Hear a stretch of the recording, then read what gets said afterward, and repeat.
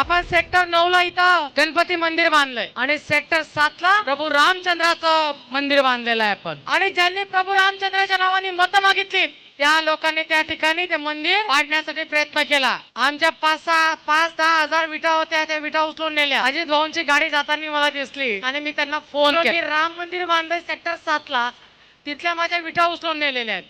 ते म्हटले मग मी म्हटलं भाऊ तुम्ही सांगता येईल का तुम्हाला, तुम्ही कराल का मला मदत? ते म्हटले मी करतोच आहे. आणि एका क्षणाचा विलंब न होता त्या माणसाने पालकमंत्र्याला फोन कॉल वरती घेतलं. मी ते आणि पालकमंत्री फोन कॉल वरती बोलत होतो.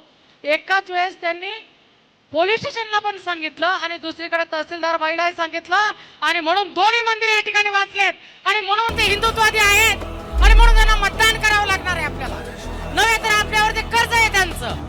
आणि आपण सगळेजण आपला देश एक विकसित राष्ट्र करायचे आणि म्हणून आपल्या सगळ्यांना एक संघ राहायचंय आणि एक संघ राहण्याच्या दृष्टीने आपण सगळ्या जाती धर्माच्या लोकांच्या बरोबर अतिशय प्रेमाने सलोख्याचे संबंध ठेवून एकमेकांच्या सुखदुःखामध्ये आपण सहभागी व्हायचं. तरच आपला देश एक विकसित राष्ट्र होऊ शकतं.